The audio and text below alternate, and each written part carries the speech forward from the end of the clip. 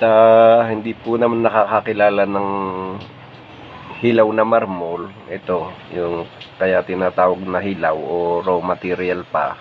Kasi ito'y hindi pa dumadaan sa proseso sa makina, sa pabrika. Kasi yung malalaki talaga nitong marmol, ay tinatabas. Tapos yun ang